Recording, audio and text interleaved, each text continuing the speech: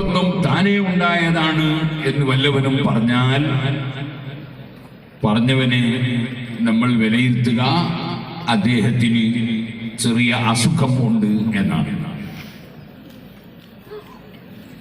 ആ അസുഖം ശരീരത്തിന്റെ അസുഖം അല്ല, അദ്ദേഹത്തിന്റെ ബുദ്ധിക്ക് അസുഖം ഉണ്ട് എന്നാണ് നാം വിലയിരുത്തുന്നത്.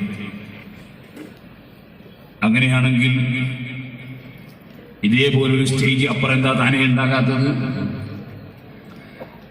ചന്ദ്രനെ പോലെയുള്ള ഒരു ചന്ദ്രൻ എന്താ താനേ വേറെ ഉണ്ടാകാത്തത്? സൂര്യനെ പോലെയുള്ള വേറൊരു സൂര്യൻ എന്താ താനേ ഉണ്ടാകാത്തത്? ഇവിടെയുള്ള ഓരോ സാധനങ്ങളും ഉണ്ടല്ലോ, അതുപോലെ ഓരോന്നോരോന്ന് എന്റെ താനേ ഉണ്ടാകാത്തത്. എത്ര കാലമായി നമ്മൾ ഒരു സൂര്യനെ കൊണ്ട് കഴിക്കുന്നു, വേറൊരു സൂര്യൻ എന്താ താനേ ഉണ്ടാകാത്തത്? ബുദ്ധിയുള്ളവനും അങ്ങനെ ഒരു വാദം ഉന്നയിക്കാൻ സാധ്യമല്ല. ബുദ്ധിശൂന്യരായ ആളുകൾക്ക് മാത്രമേ താനേ ഉണ്ടായി എന്ന് പറയാൻ ഒക്കുകയുള്ളൂ. എവിടെ ലോകസൃഷ്ടാവായ അല്ലാഹുവിനെ നിഷേധിക്കുന്നവരുണ്ടോ അവരാരും അവരുടെ വാദത്തിന് ഒരു തെളിവും ഇന്ന് വരെയും ചൂണ്ടിക്കാണിച്ചിട്ടില്ല. ലോകസൃഷ്ടാവായ അല്ലാഹു ഉണ്ട് എന്ന് ലോകത്തുള്ള ബഹുഭൂരിപക്ഷം ജനങ്ങളും ഏത് മതത്തിൽ വിശ്വസിക്കുന്നവരാണെങ്കിലും വലിയ ഭൂരിപക്ഷം ജനങ്ങളും ലോകത്തിന് സൃഷ്ടാവുണ്ട് എന്ന് വിശ്വസിക്കുന്നവരാണ്. അവരുടെ വിശ്വാസം അമ്പിയാക്കൾ പഠിപ്പിച്ചതുപോലെ ആകുമ്പോൾ ശരിയായ വിശ്വാസമാകും, ഈമാനാകും. അല്ലെങ്കിൽ അവരുടേത് കേവലം വിശ്വാസമാകും. ലോകസൃഷ്ടാവായ അല്ലാഹു എന്നോ അല്ലെങ്കിൽ പടച്ചവനെന്നോ അല്ലെങ്കിൽ ദൈവമെന്നോ ഗോഡ് എന്നോ എന്ത് പേര് പറഞ്ഞാലും ശരി, ലോകത്തെ മുഴുവനും സൃഷ്ടിച്ച് സംവിധാനിച്ച് സംരക്ഷിച്ചു വരുന്ന ഒരു സൃഷ്ടാവുണ്ട് എന്നത് ബഹുഭൂരിപക്ഷം ജനങ്ങളും ഇന്നും വിശ്വസിച്ചു കൊണ്ടിരിക്കുന്നു. ബഹുഭൂരിപക്ഷം ജനങ്ങളും എന്ന് പറഞ്ഞത് ബഹുഭൂരിപക്ഷം ശാസ്ത്രജ്ഞന്മാരും പണ്ഡിതന്മാരും വലിയ വലിയ വിദ്യാഭ്യാസമുള്ളവരും എല്ലാം വിശ്വസിച്ചു കൊണ്ടിരിക്കുന്നു. ശാസ്ത്രം എന്താണെന്ന് പോലും അറിയാത്ത, യാതൊരു വിവരവും തൊട്ടു തേണ്ടിയിട്ടില്ലാത്ത അഹങ്കാരം മാത്രം മനസ്സിൽ കുടികൊള്ളുന്ന വളരെ ചെറിയ ഒരു ന്യൂനപക്ഷം ഈ ജനങ്ങളെല്ലാം വിഡ്ഢികളാകുന്നു, ഈ ജനങ്ങളെല്ലാം അന്ധവിശ്വാസികളാകുന്നു, ഈ ജനങ്ങളെല്ലാം പഴച്ചുപോയവരാകുന്നു, കാര്യം തിരിയുന്നവൻ ഞാനാണ് എന്ന് വിശ്വസിക്കുന്ന വളരെ വളരെ വളരെ ചുരുങ്ങിയ ഒരു ചെറിയ ന്യൂനപക്ഷം മാത്രം ലോകസൃഷ്ടാവായ അല്ലാഹുവിനെ ചോദ്യം ചെയ്യും. ഞാനിത് പറഞ്ഞത് ശരിയാണോ എന്ന് മനസ്സിലാക്കാൻ നിങ്ങളുടെ ഒരു നാട്, ഒരു മഹല്ലത്ത്, ഒരു പ്രദേശം, അല്ലെങ്കിൽ ഇപ്പം പറയുമ്പോൾ നല്ലത് ഒരു മണ്ഡലം, അങ്ങനെ എവിടെയെങ്കിലും നിങ്ങൾ ഒരു ചെറിയ കണക്കെടുത്ത് നോക്കുന്നു, ഏകദേശം ആളുകളും ലോകം മുഴുക്കയും നോക്കിയാൽ ദൈവവിശ്വാസികളാണ്.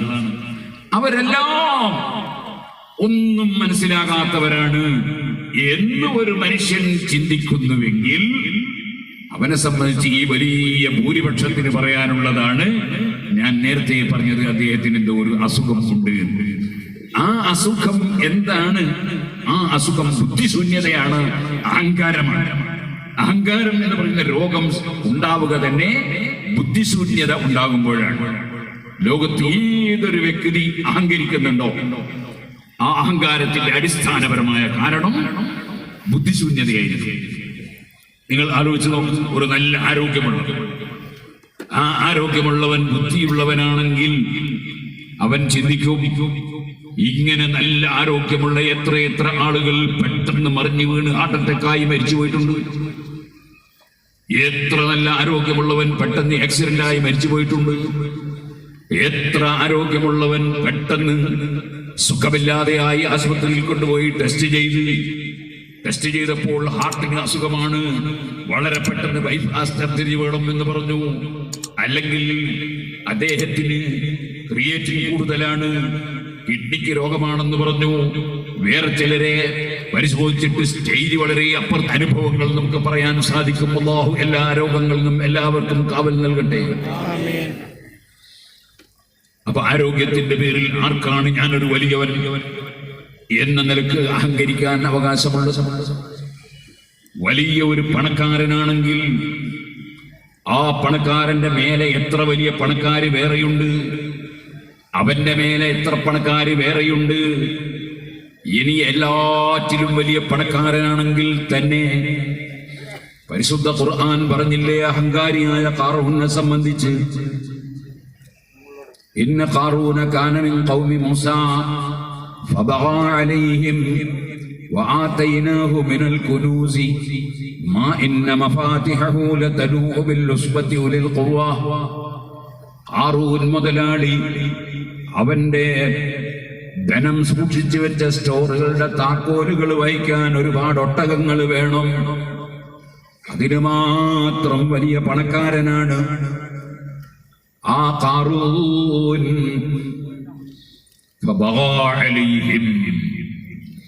അവൻ തെറ്റ് ചെയ്തു, അക്രമം ചെയ്തു, അഹങ്കരിച്ചു. അവന് നമ്മൾ വലിയ കൊടുത്തി സാമ്പത്തികമായ ഭദ്രത കൊടുത്തിട്ടുണ്ട്.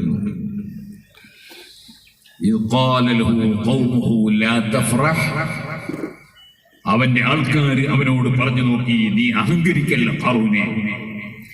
ഇന്നല്ലാഹ ലാ യുഹിബ്ബുൽ ഫരിഹീൻ. അല്ലാഹു സുബ്ഹാനഹു വ തആല അഹങ്കാരികളെ ഇഷ്ടപ്പെടുകയില്ല. പണത്തിന്റെ പേരിൽ അഹങ്കരിച്ചുകൂടാ. എന്റെ പ്രിയപ്പെട്ട യുവാക്കളെ, കുറച്ചു കാലം മുമ്പ്, ഒരു 50 വർഷം മുമ്പ്, അന്ന് വലിയ ഞെരുക്കമായിരുന്നു. ഇതുപോലെ സാമ്പത്തിക ഭദ്രതയില്ലായിരുന്നു. അന്ന് നമ്മുടെ നാടുകളിൽ വിവാഹങ്ങൾ നടന്നിട്ടുണ്ട്, നിക്കാഹുകൾ നടന്നിട്ടുണ്ട്. അതേ പുതിയ പെണ്ണിനെ കൂട്ടിക്കൊണ്ട് വന്നിട്ടുണ്ട്, അതുപോലെ പുതിയാപ്പിള പോയിട്ടുണ്ട്, അതുപോലെ മക്കളെ പരമ്പരകളൊക്കെ ഉണ്ടായിട്ടുണ്ട്. അത് ആദം നബി അലൈഹിസ്സലാമിന്റെ കാലം മുതലേ ഇവിടെ വിവാഹം നടക്കുന്നുണ്ടല്ലോ. അത് അമ്പിയാക്കൾക്ക് അല്ലാഹു തആല പഠിപ്പിച്ചു കൊടുത്തതും അമ്പിയാക്കൾ മുതൽക്കേ നടന്നുകൊണ്ടിരിക്കുന്നതുമാണല്ലോ.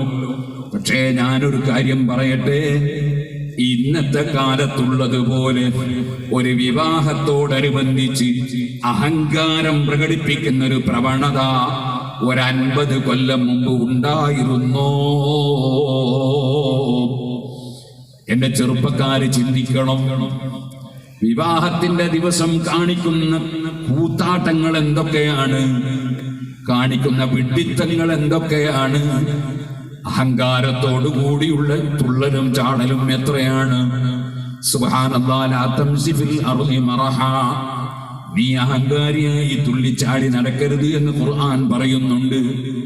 ഇനി നിങ്ങൾക്ക് കേൾക്കണോ, ഇനി ഇലക്ഷൻ നടക്കുകയാണ്. സുബ്ഹാനല്ലാഹ്, ഇലക്ഷൻ കഴിഞ്ഞാൽ ഏതെങ്കിലും ഒരാൾ ജയിക്കും. ആരാണ് ജയിക്കുക എന്ന് ഞാനിപ്പോ തന്നെ പറഞ്ഞു തരാം. വോട്ട് കൂടുതൽ കിട്ടുന്നവര് ജയിക്കും സഹോദരന്മാരെ. എന്നാൽ ഒരാൾ ജയിക്കുമ്പോൾ വേറെ ഒരാൾ തോൽക്കും, അത് സ്വാഭാവികമാണ്. പക്ഷേ വിജയം കഴിഞ്ഞാൽ പിറ്റേ ദിവസം ഊര നേരെ നിൽക്കാത്തവരില്ലേ, അഹങ്കാരം കൊണ്ട് തുള്ളുന്നവരില്ലേ, പ്രതിയോഗിയെ വകവരുത്താൻ വേണ്ടി ചിന്തിക്കുന്നവരില്ലേ, പ്രതിഭാഗത്തുണ്ടായിരുന്ന പ്രവർത്തകന്റെ ആ വീട്ടിന് കല്ലെറിയണമെന്ന് ചിന്തിക്കുന്നവരില്ലേ, അവനെ ചീത്ത വിളിക്കണമെന്ന് ഇപ്പോൾ തന്നെ പ്ലാൻ ചെയ്തവരില്ലേ, പലരുടെയും കോലങ്ങൾ ഉണ്ടാക്കി വെച്ച് കത്തിക്കണമെന്ന് ചിന്തിക്കുന്ന അഹങ്കാരികളില്ലേ? ഞാൻ ചോദിക്കട്ടെ, ലോകത്തെ സൃഷ്ടിച്ച ഒരു നാഥനില്ലയോ? ആ നാഥൻ നമ്മുടെ രഹസ്യങ്ങളും പരസ്യങ്ങളും കാണുന്നില്ലയോ? അവൻ തന്ന ആരോഗ്യമല്ലാതെ, അവൻ തന്ന പണമല്ലാതെ, അവൻ തരുന്ന അധികാരമല്ലാതെ ലോകത്ത് ആർക്കെങ്കിലും ലഭിക്കുമെന്നോ ലഭിച്ചിട്ടുണ്ടെന്നോ വാദിക്കുന്ന അല്പജ്ഞാനികളുണ്ടെങ്കിൽ ചോദിക്കട്ടെ. അമേരിക്കയുടെ പ്രസിഡന്റ് ആയിരുന്ന ഒരു ട്രംപ് ഉണ്ടായിരുന്നില്ലേ? അദ്ദേഹത്തിന്റെ ഡെമ്പ് എത്രയായിരുന്നു? ഇപ്പോൾ അദ്ദേഹത്തിന്റെ ഡെമ്പ് എങ്ങനെയുണ്ട്? ഞാൻ ചോദിക്കട്ടെ, എത്ര വലിയ ഭരണാധികാരിയെയും താഴെ ഇറക്കാൻ അല്ലാഹുവിന് പ്രയാസമുണ്ടോ? ഏത് താഴെയുള്ളവനെയും മേലെ ഉയർത്താൻ അല്ലാഹുവിന് പ്രയാസമുണ്ടോ? ഖുലില്ലാഹുമ്മ മാലിക്കൽ മുൽക്കി തൂത്തിൽ മുൽക മൻ തശാഅ വതൻസിഉൽ മുൽക മിമ്മൻ തശാഅ വതുഇസ്സു മൻ തശാഅ വതുദില്ലു മൻ തശാഅ ബിയദികൽ ഖൈർ. പറയൂ നബിയെ, അധികാരം മുഴുവനും എല്ലാ അധികാരത്തിന്റെയും ഉടമസ്ഥനായ അല്ലാഹ് നീ ഉദ്ദേശിക്കുന്നവർക്ക് നീ ഉദ്ദേശിക്കുന്ന സമയത്ത് നീ ഉദ്ദേശിക്കുന്ന അധികാരം നൽകുന്നു. നീ ഉദ്ദേശിക്കുന്ന സമയത്ത് ഉദ്ദേശിച്ചവരിൽ നിന്ന് നീ അധികാരം എടുത്തു കളയുന്നു. അവിടെ അമേരിക്കയുടെ പ്രസിഡന്റ് ആയാലും അധികാരം നിലനിർത്താൻ കഴിയുന്നില്ല. ഇനി വേറെ ഏതെങ്കിലും രാഷ്ട്രത്തിന്റെ അധിപനായാലും അദ്ദേഹത്തിന്റെ തീരുമാനം നടക്കുന്നില്ല. മനുഷ്യൻ ആലോചിച്ചാൽ അറിയാം, അവൻ ജനിച്ചത് അവൻ തീരുമാനിച്ച ദിനത്തിലല്ല. ഞാൻ ജനിച്ചത് ഞാൻ തീരുമാനിച്ച ദിനത്തിലല്ല. ഇനി ഞാൻ മരിക്കാൻ പോകുന്നതും ഞാൻ തീരുമാനിക്കുന്ന ദിനത്തിലല്ല. എന്റെ ജീവിതത്തിൽ സംഭവിക്കുന്നതൊന്നും ഞാൻ തീരുമാനിച്ച കാര്യങ്ങളല്ല.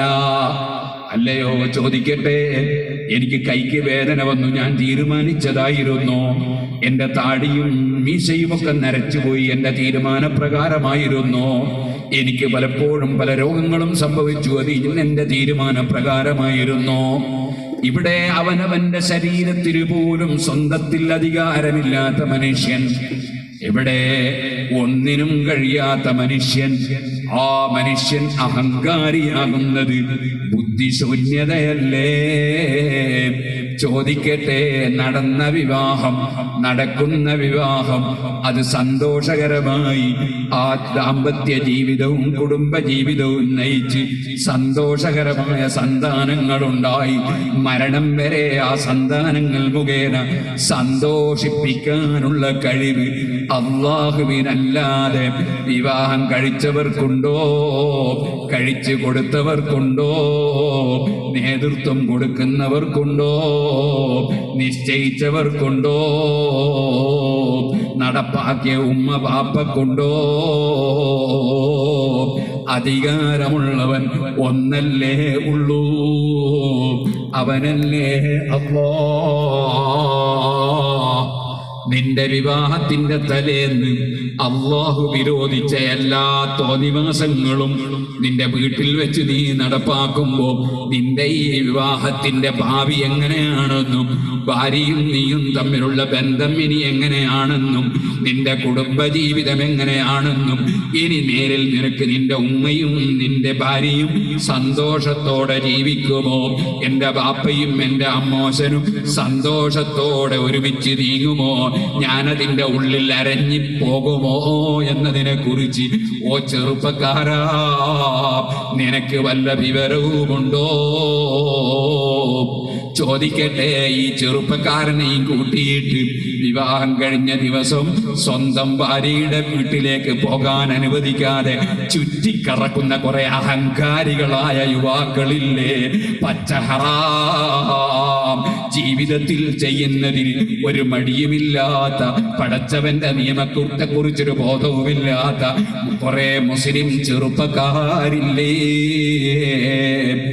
ഈ പുതിയാപ്പിളിനെയും കൂട്ടി പോകുന്ന സമയത്ത് ഏത് കക്ഷികൾ കേട്ടാലും കണ്ടാലും ഒരൽപ്പം പോലും സന്തോഷം പറയാത്ത വിധം നല്ല മനുഷ്യന്മാരെല്ലാം ശപിക്കാൻ കാരണമാകുന്ന ദുഷ്ചെയ്തികൾ ചെയ്യുന്ന കുറെ യുവാക്കളില്ലേ? സുബ്ഹാനല്ലാഹ്, കല്യാണ ദിവസം അതാ സ്വന്തം ശരീരത്തിലുള്ള എല്ലാ സ്വർണവും അണിഞ്ഞ് ഏറ്റവും ഭംഗിയുള്ള വസ്ത്രവും ധരിച്ച് സ്റ്റേജിന്റെ മുകളിൽ കയറി ഇരുന്നിട്ട് എല്ലാ പുരുഷന്മാർക്കും സ്വന്തം ശരീരത്തിന്റെ ഭംഗി പച്ച ഹറാം ഖുർആനിന്റെ വിരോധം വിലവെക്കാതെ, ഹബീബ് നബിതങ്ങളെ വിലവെക്കാതെ സ്റ്റേജിന്റെ മേലെ പുതിയ പെണ്ണിനെ കയറ്റി പ്രദർശിപ്പിക്കുന്ന കുറെ മുതലാളിമാരില്ലേ, അതിന് കൂട്ടുനിന്ന് കൊടുക്കുന്ന കുറെ ഉമ്മമാരും കുറെ പെൺകുട്ടികളുമില്ലേ? നിങ്ങളെ ഈ കാസർഗോഡ് ഭാഗത്തൊക്കെ ഉണ്ടോ ഇല്ലേ എനിക്കറിയില്ല. ഞാൻ ഈ പ്രസംഗം വെറും കാസർഗോട്ടുകാർക്ക് വേണ്ടി പ്രസംഗിക്കുന്നതല്ല. എന്റെ പ്രസംഗം വിദേശത്ത് നിന്ന് കേൾക്കുന്നവരുണ്ട്, ഇവിടെ വെച്ച് കേൾക്കുന്നവരുണ്ട്, പല നാടുകളിലും കേൾക്കുന്നവരുണ്ട്. ഇത് മനസ്സിലാക്കി തന്നെയാ പറയുന്നത്. അതേ, അഹങ്കാരമെന്ന് പറയുന്ന രോഗം മനുഷ്യന്റെ മനസ്സിന് പിടിപെട്ടാൽ അവൻ ചെയ്യുന്നത് എന്താണെന്നതിനെ കുറിച്ച് അവന് ബോധമില്ല, ചോദ്യം ചെയ്യുന്നതിനെ കുറിച്ച് ബോധമില്ല. അതിന്റെ ഒന്നാമത്തെ ഗുരുനാഥൻ ഇബ്ലീസല്ലേ. അബാ വസ്തക്ബറ വകാന മിനൽ കാഫിരീൻ. അല്ലാഹു ജല്ല ജലാലുഹു സൃഷ്ടിച്ചതാണെന്ന് ഉറപ്പുണ്ടായിട്ടും ഒരുപാട് അനുഭവങ്ങൾ കണ്ട് മനസ്സിലാക്കിയിട്ടും അഹങ്കാരത്തിന്റെ പേരിൽ പടച്ചവന്റെ തീരുമാനത്തെ അഥവാ പടച്ചവന്റെ വിധിയെ ചോദ്യം ചെയ്ത, പടച്ചവന്റെ ഹുക്കുമിനെ, പടച്ചവൻ പറഞ്ഞ കൽപ്പനയെ ചോദ്യം ചെയ്ത അഹങ്കാരിയായ ഇബ്ലീസ് മുതൽക്ക് ഖാറൂന് വരെ, വിവാഹ വീട്ടിൽ വെച്ച് തുള്ളിച്ചാടുന്നവര് വരെ, ഹറാമും ഹലാലും ഇല്ലാത്ത പ്രവർത്തനങ്ങൾ പെരുന്നാളിന്റെ പുണ്യദിനത്തിൽ പോയി ചെയ്യുന്നവര് വരെ, മുഴുവനും അഹങ്കാരികളുടെ പട്ടികയിൽ സ്ഥലം പിടിച്ചവര് തന്നെ. ഓ ഖാറൂൻ, ലാ തഫറഹ്, ഇന്നല്ലാഹ ലാ യുഹിബ്ബുൽ ഫരിഹീൻ. അഹങ്കരിക്കരുത് ഖാറൂനെ. അല്ലാഹു തആല അഹങ്കാരിയെ ഇഷ്ടപ്പെടില്ല. അപ്പൊ ഖാറൂനിന്റെ മറുപടി എന്താ? അത് മാത്രമല്ല, ആ ഉപദേശിച്ച ജനങ്ങൾ പറഞ്ഞു നോക്കിയത്. പിന്നെയോ അവര് വീണ്ടും ഖാറൂനിനോട് പറഞ്ഞു, ലാ തൻസ നസീബക മിനദ് ദുനിയ. ഓ ഖാറൂൻ, നിനക്ക് അല്ലാഹു തആല തന്ന ഈ ഭൗതികമായ നേട്ടങ്ങൾ, ധാരാളം ധനം, അതൊക്കെ നിനക്ക് കിട്ടിയല്ലേ? എന്നാൽ നിന്നോട് പറയാനുള്ളത്, ലാ തബ്ഗിൽ ഫസാദ ഫിൽ അർദ്. നീ നാശം കൊയ്യരുത്, നാശമുണ്ടാക്കരുത്. അതുപോലെ തന്നെ വലാ തൻസ നസീബക മിനദ് ദുനിയ അഹ്സിൻ കമാ അഹ്സനല്ലാഹു ഇലൈക. നീ അല്ലാഹു നിനക്ക് നന്മ ചെയ്തതുപോലെ, ഗുണം ചെയ്തതുപോലെ നീയും നിന്റെ ആശ്രിതർക്കും നിന്റെ കൂടെയുള്ളവർക്കും പാവപ്പെട്ടവർക്കും ഒക്കെ ഗുണം ചെയ്യണം. നിനക്ക് അഹങ്കരിക്കാനല്ല അല്ലാഹു തആല പണം തന്നത്. അഹ്സിൻ കമാ അഹ്സനല്ലാഹു ഇലൈക. നീ അല്ലാഹു നിനക്ക് ഗുണം ചെയ്തതുപോലെ ഗുണം ചെയ്യണം. നിനക്ക് അല്ലാഹു പണം തന്നിട്ടുണ്ടോ? എത്ര സാധുക്കളുണ്ട് ഇവിടെ. നീ 25 കോടി ഉറുപ്പികയുടെ വീടുണ്ടാക്കുന്നു, നീ ഉണ്ടായിക്കോ, കുഴപ്പമില്ല. 25 വീട്, കാരണം 25 കോടി നീ അവിടെ വെച്ചിട്ട് ആർക്കും ഒരു ഗുണവും കിട്ടൂല. 25 കോടിന്റെ വീടുണ്ടാക്കിയ കുറെ തൊഴിലാളികൾക്ക് പണി കിട്ടും, അതുപോലെ കുറെ ആൾക്ക് കച്ചവടവും കിട്ടും. അല്ലെ, 25 അവിടെ വെച്ചിട്ട് കാര്യം. അവിടെ നീ 25 കോടിന്റെ ഉണ്ടാക്കണോ? നീ 25 കോടിന്റെ ഉണ്ടായിക്കോ. നീ 50 കോടിന്റെ ഇവിടെ 50 കോടിന്റെ ഉണ്ടായിക്കോ, 1000 കോടിന്റെ ഇവിടെ അങ്ങനെ ഉണ്ടായിക്കോ. ഇപ്പൊ നമ്മളിപ്പോ എല്ലാ അംബാനിയോട് വലുത് പറഞ്ഞിട്ട് കാര്യമുണ്ട്. അതേ സമയത്ത് ഒരു കാര്യം പറയാനുണ്ട്. നീ ഒരു കാര്യം ചെയ്തോ, നീ ഒരു 25 കോടിയുടെ വീടുണ്ടാക്കുമ്പോ ഒരു 25 വീട് പാവപ്പെട്ടവർക്ക്, കുറെ കോടിയൊന്നും വേണ്ട, ഒരു 5 ലക്ഷത്തിന്റെ ഒരു 5 ലക്ഷത്തിന്റെ വീട് ഒരു 25, അതുണ്ടാക്കി കൊടുക്കാൻ ചെറിയ സംഖ്യ മതി. നിന്റെ കണക്കിന് ചെറിയ സംഖ്യ മതി. ഒരു 25 പാവപ്പെട്ടവർക്ക് വീടുണ്ടാക്കി കൊടുക്കും. അല്ലാഹു നിനക്ക് ധാരാളം തന്നില്ലേ, നിനക്കും അതിൽ നിന്ന് കൊടുത്തുകൂടെ? പാവപ്പെട്ട വിദ്യാർത്ഥികളുടെ വിദ്യാഭ്യാസത്തിന് നീ കൊടുക്കൂ, പാവപ്പെട്ട മുതഅല്ലിമീങ്ങളെ ഭക്ഷണത്തിന് കൊടുക്കൂ, അഗതികൾക്കും അനാഥകൾക്കും കൊടുക്കൂ. നിന്റെ കുടുംബത്തിൽ തന്നെ അതാ പട്ടിണി എടുക്കുന്ന ആളുകള്, അവര് അവരുടെ അഭിമാനം കാത്തു സൂക്ഷിക്കാൻ വേണ്ടി ആരോടും പറയാതെ കുടുങ്ങുന്നു. അവര് ചിലപ്പോ അവരുടെ സാമ്പത്തികമായ പ്രയാസം കൊണ്ടൊരു പെണ്ണിനെ വിവാഹം കഴിപ്പിച്ചു കൊടുക്കുമ്പോ ഒരാളോട് പറഞ്ഞാൽ അദ്ദേഹത്തിന്റെ മറുപടി, എന്റെ കുടുംബക്കാരനല്ലേ ആ മുതലാളി, അയാളോട് പറഞ്ഞാ പോരെ. ഇത് കേൾക്കുമ്പോ ഇവന്റെ മനസ്സ്, പഠിച്ചവനെ അങ്ങനെ ഒരു ചങ്ങാതി ഇല്ലെങ്കിൽ ഇയാളിരുന്ന് വല്ലതും കിട്ടുകയായിരുന്നു, ഇവനുള്ളത് കൊണ്ട് കുടുങ്ങി എന്ന് തോന്നാണ്. ഈ രൂപത്തിൽ നിന്നെ കൊണ്ട് വേറെ കുറെ ആളുകൾ പ്രയാസപ്പെടുകയാണ്. നിനക്കുള്ളത് കൊണ്ട് നിന്റെ കുടുംബത്തിൽ പലർക്കും സഹായിക്കുന്നവർ സഹായിക്കുന്നില്ല, നീ അതറിയുന്നില്ല.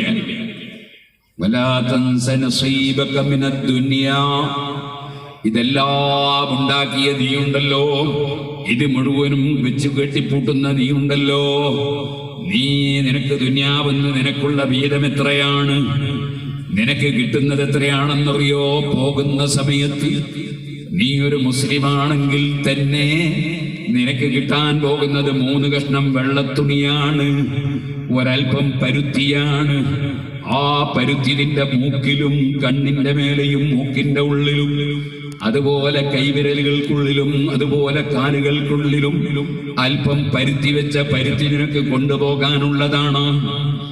നിന്റെ ശരീരത്തിൽ പുതപ്പിച്ച 3 കഷ്ണം തുണി നിനക്ക് കൊണ്ടുപോകാനുള്ളതാണ്. ഇങ്ങനെ തുടങ്ങിയിട്ട് നിനക്ക് ദുനിയാവിൽ നിന്ന് കൊണ്ടുപോകാനുള്ളത് എന്താണെന്ന് നീ ഒന്ന് ചിന്തിച്ചു നോക്കൂ. വലാ തൻസ നസീബക മിനദ്ദുനിയാ. അത് ഒരു തഫ്സീറാണ്. മുതഅല്ലിമീങ്ങളെ വേറെയും അതിന് തഫ്സീർ ഉണ്ടാകാം. വലാ തൻസ നസീബക മിനദ്ദുനിയാ. നിനക്ക് അല്ലാഹു തന്നതിൽ ചെലവഴിക്കാതെ, ആവശ്യമുള്ളതിന് ചെലവഴിക്കാതെ കെട്ടിപ്പൂട്ടി വെച്ചാലും നിനക്കെന്താണ് കൊണ്ടുപോകാനുള്ളതെന്നതിനെ സംബന്ധിച്ച് ചിന്തിക്കാതെയും നീ ഇവിടെ നാശമുണ്ടാക്കിയാൽ നിനക്കത് വലിയ നാശമാണ്. ഇന്നല്ലാഹ ലാ യുഹിബ്ബുൽ മുഫ്സിദീൻ.